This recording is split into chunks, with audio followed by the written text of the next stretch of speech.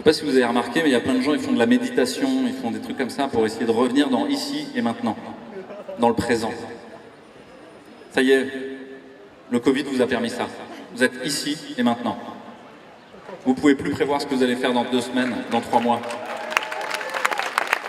Vous savez pas si vous aurez des vacances. Vous savez même pas si vous pouvez rêver un quelconque projet. Vous savez même pas si vous allez réouvrir votre resto. Vous savez même pas si vous allez enlever vos enfants de l'école. Vous naviguez dans l'incertitude. Et en fait, l'incertitude, c'est le prix à payer de la liberté. Donc, ça y est, on est libre. Réfléchissez à tout ce qui vous retient, à tout ce qui vous amarre. Moi, c'est un crédit au cul pour 30 ans, pour la baraque. Ça veut dire que toute mon existence, pour les 30 ans à venir, est possédée par une banque.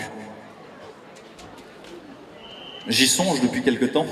Il faudrait peut-être rembourser ce prêt de manière définitive et clore le contrat.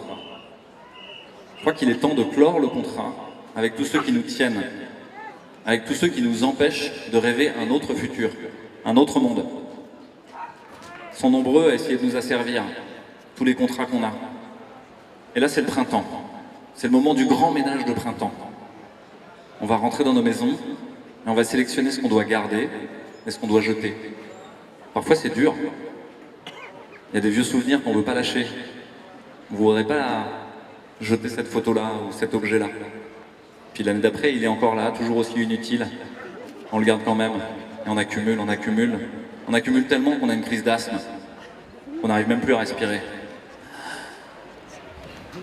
Alors respirez un grand coup et jetez tout ce que vous devez jeter. C'est ce moment-là qui nous arrive, c'est que cette crise, elle est là pour nous poncer jusqu'à l'os. Elle est là pour gratter toutes les choses inutiles, enlever toutes les scories. Et les gens qui se sont réveillés en premier, c'est peut-être qu'ils n'avaient pas beaucoup de scories. Les gens qui se sont réveillés en second, c'est peut-être qu'ils en avaient un peu plus. Les gens qui sont encore endormis, c'est qu'ils en ont énormément à purger. Laissons-les les purger jusqu'au bout. Et encore une fois, soyons les gardiens du vivant. Prenons soin du vivant à l'intérieur de nous, qu'on ait encore des rêves, qu'on ait encore de la joie, qu'on soit encore capable d'imaginaire, de créativité. L'autre jour, je discutais avec un artiste très connu, je commence à discuter avec des gens connus, c'est rigolo, ça m'était pas arrivé avant. Et cet artiste très connu, il m'a dit, ça fait 1 an que j'ai pas écrit une chanson. Et il est venu dans mon bureau, alors j'étais de garde, et il m'a dit, ça y est, j'ai écrit une chanson. Je te la fais écouter. Et on s'est serré dans les bras l'un de l'autre en fait. Que juste ce moment-là, de pouvoir retrouver de la créativité, de pouvoir rêver à nouveau, en fait c'était une libération énorme.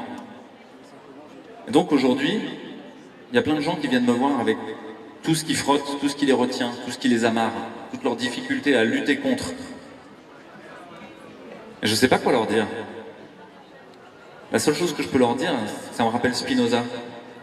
Spinoza, c'est quelqu'un qui a écrit l'éthique. Et il parle des émotions positives et négatives, des émotions tristes et des émotions joyeuses. Et qu'il y a des choix dans la vie, des moments où il faut suivre certains chemins et en abandonner d'autres. Et qu'en fait, on a une boussole intérieure. Cette boussole intérieure qui nous dit par où il faut aller, c'est la joie. Quand c'est facile, quand ça fait sourire, quand ça fait rigoler, c'est là qu'il faut aller. Et rien faux Covid, c'est une aventure joyeuse. On n'arrête pas de rigoler. C'est vraiment un moment très léger. Où tout devient de l'humour. À la fin, le spectacle de nos politiques est grotesque, dérisoire. Le spectacle de la télévision est grotesque, dérisoire. Le spectacle des ARS, des directions générales de la santé, des directeurs d'hôpitaux, des directeurs des services, est dérisoire, grotesque. Ils sont comme ça, en permanence en train de trembler pour un tout petit virus. Il y a une épidémie, on va passer à travers, et on va sortir grandi. On va sortir avec une nouvelle vision du monde, qui était déjà là depuis très longtemps en fait, qui est le fil rouge de toute l'humanité. Je l'ai déjà dit en fait, quand on demande aux gens, on les fait creuser un peu, mais à quoi vous aspirez? Qu'est-ce qu'il y a au fond de votre cœur? Qu'est-ce qu'il y a au fond de vos tripes? C'est d'avoir un plus gros téléphone portable? Un plus gros écran plasma à Noël? Vous les voyez, hein, vous aussi, là, les cartons d'écran plasma à Noël, dans les rues. C'est d'avoir toujours plus de matérialité, une plus grosse bagnole. d'avoir toujours plus de gens à votre service, une plus grosse entreprise, plus d'argent, plus d'épargne, des produits financiers qui spéculent à la nanoseconde. C'est d'être pris dans le vertige de tout ce monde-là? Non, non, je crois pas. La réalité, c'est que les meilleurs moments de ma vie, je les ai passés en camping, à dormir sur des cailloux, avec mon amoureuse et mes copains. Donc en fait, c'est ça, la vraie vie. Donc là...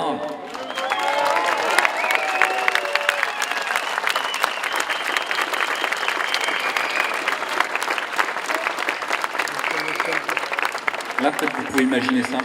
On est tous en camping. Il y a quelqu'un qui m'a dit qu'il vivait dans son camping-car. Il avait quitté Paris. Que Paris, c'était invivable. Et c'est invivable. Pour ceux qui n'y sont pas allés récemment, je peux vous raconter, mais dans le métro, les gens, ils sont verdâtres. Ils ont peur les uns des autres. Ils sont comme ça. Puis il y a un haut-parleur qui crache toutes les minutes 30 qui dit « Mets ton masque au-dessus du nez. C'est pour ton bien. Sinon, c'est 35 €. » Dans toutes les langues. Et vous avez l'impression d'être sur la place de Lhasa, au Tibet. Parce que vous vous souvenez de ces images où on voit des moines qui essaient de prier. Il y a la propagande chinoise qui hurle, qui leur hurle dans les oreilles toute la journée. C'est ça qui se passe à Paris. Et tout le monde est verdâtre, malheureux, triste, suicidaire. Et malade. Et les gens se tirent. Et c'est extrêmement sain. Donc en fait, la maladie est là pour nous guérir. La crise est là pour guérir notre monde et pour nous guérir de cette société malade et pervertie. Ça peut paraître un peu paradoxal, mais c'est une chance. Et je le crois vraiment. Moi, j'ai jamais été aussi heureux, jamais été aussi joyeux. Je suis content d'être avec vous aujourd'hui. Je suis ici et maintenant, j'ai pas de projet.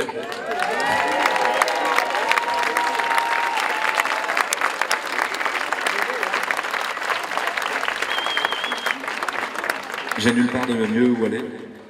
J'ai pas de rôle social, familial, professionnel à jouer. Et j'ai rien de mieux à faire qu'être ici avec vous. Et ça, c'est une chance. Je suis ici et maintenant. Le présent est la porte. La pratique est la clé. La pratique, c'est d'incarner, de rentrer dans le présent et de le vivre jusqu'au bout. Et là, d'un coup, c'est le bonheur qui s'ouvre, en fait. Quand bien même on est dans une prison, souvent je repense aux joueurs d'échecs. Un livre où il y a un type qui est emprisonné et il joue aux échecs toute la journée, dans sa tête. Et c'est comme ça qu'il tient. Bah là, ça tombe bien, on est emprisonnés tous ensemble et on peut jouer à plein de jeux différents. Je vous invite à ouvrir plein de possibles dans les jeux. Le jeu de rejoindre les collectifs, le jeu de rassembler les collectifs, de trouver leurs interfaces, le jeu de les aider à reprendre le pouvoir, le jeu de changer de système monétaire et de créer des monnaies locales, le jeu de vous remettre en amitié avec les policiers municipaux, les CRS. Et il y en a plein là, en fait, même parmi nous. Je vous l'ai déjà dit, dans le collectif, il y a des généraux, des amiraux, il y a des gens qui sont dans l'armée, il y a des gens qui sont directeurs d'ARS, l'agence régionale de santé. Vous m'entendez mieux? Ouais. Il y a des gens qui sont responsables d'agences régionales de santé. Il y a des gens qui ont des théâtres, des cinémas. Il y a des gens qui ont des galeries d'art. Il y a des gens comme moi, comme vous, qui ont juste leur vie. Et c'est déjà super. Donc en fait, la réalité, c'est qu'on est en train de faire une société à l'intérieur de la société. C'est comme un arbre qui est en train de s'effondrer, et il y a un autre arbre qui est en train de pousser à l'intérieur. Et c'est nous qui faisons ça. C'est magique, c'est un peu miraculeux. Et en fait, on est extrêmement puissant. On est faible que si on est seul. À partir du moment où on est en lien, tout change. Mettez-vous en lien. Je vous propose de jouer à un jeu, si vous avez envie. C'est de l'hypnose, ça. En hypnose, on dit « ne pensez pas à une girafe ». N'allez pas casser des antennes 5G. C'est une blague. Quand ça passera dans les médias, c'est une blague. Donc ne pensez pas à une girafe, c'est ce qu'utilisent les médias en permanence, vous savez. Quand je vous dis ça, en fait, vous pensez à une girafe. Mais si vous avez envie, je vous propose de trouver quelqu'un juste à côté de vous et de plonger votre regard dans le sien. Juste de faire un duo comme ça. De vous tourner l'un vers l'autre et de regarder dans les yeux de quelqu'un, en direct. Si vous avez envie, vous n'êtes pas obligé. Et de regarder ce que ça fait. T'as envie? Juste de se regarder dans les yeux. Vous mettez à la bonne distance et vous regardez ce que vous voyez dans le cœur de l'autre, dans le regard de l'autre. Et est-ce qu'avec votre visage, vos mimiques, ça change l'autre? Est-ce que vous êtes changé par l'autre? Est-ce que vous êtes capable d'être touché et de toucher l'autre? Et si vous jouez à ça très fort, vous allez voir que progressivement, et y compris les gens qui pensent autrement, vous allez être capable de les toucher. Et y compris les gens qui sont en train de vous imposer des mesures totalitaires, vous allez être capable de les toucher et d'être touché par eux. Parce que le bout de cette crise, c'est pas le sacrifice, c'est pas la guerre éternelle, c'est pas l'autodestruction de l'ensemble de notre monde. Le bout de cette crise, c'est la réconciliation.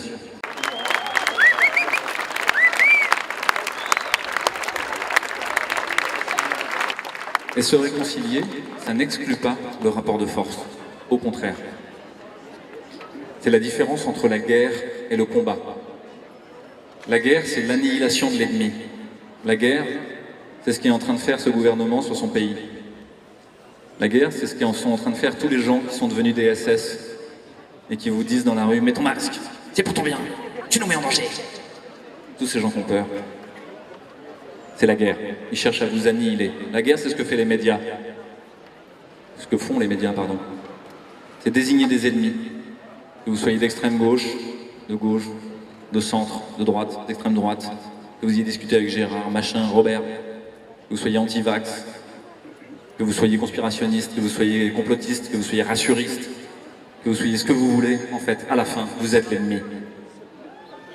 Les médias jouent à ça, parce qu'ils pensent qu'en désignant l'ennemi, ils pourront rassurer les gens et les faire se tenir ensemble. La réalité, c'est que le combat, c'est autre chose. Le combat, c'est d'accepter de danser avec l'adversaire. D'accepter de mettre les mains sur son kimono et qu'il mette les mains sur votre kimono. Et il va essayer de vous projeter, vous allez sauter par-dessus et vous allez retomber sur vos pieds. Et il y a un moment, en judo, en aïkido, dans tous ces arts du combat, l'ennemi va tomber dans sa propre faille, dans son propre vide, dans son propre creux, dans sa propre faiblesse. Et l'ennemi est déjà en train de tomber dans sa propre faille. Il n'y a qu'à laisser le mouvement se faire.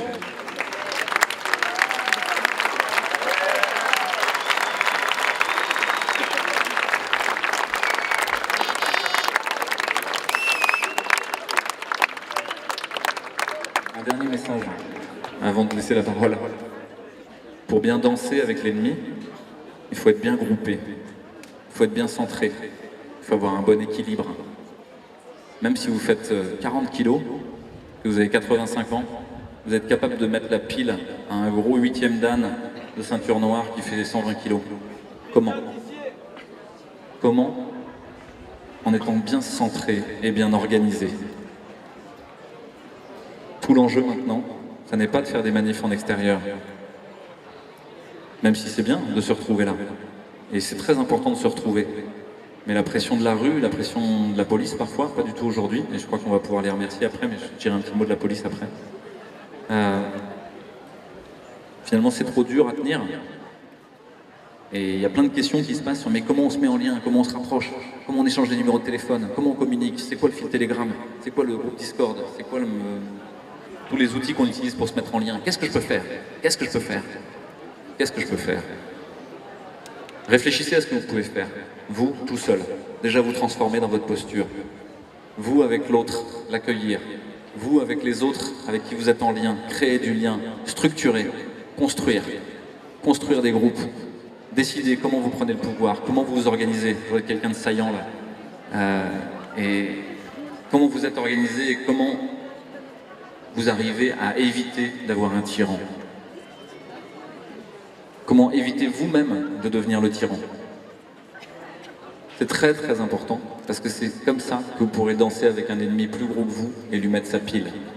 Si jamais vous êtes fragile, que vous avez peur, que vous êtes en colère, que vous n'êtes pas bien structuré, vous allez vous faire piétiner. Et là, ce ne sera plus le combat, ce sera la guerre. Et vous l'avez déjà perdu d'avance.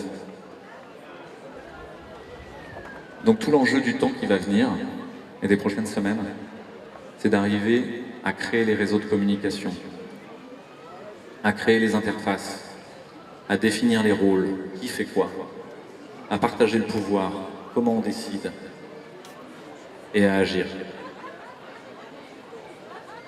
Je vous propose pour finir juste de remercier la police. Pas facile à faire pour certains d'entre vous qui ont été dans les Gilets jaunes. Mais je vous propose de les applaudir parce qu'on a besoin d'eux et parce qu'en fait, ils sont en train de changer de camp.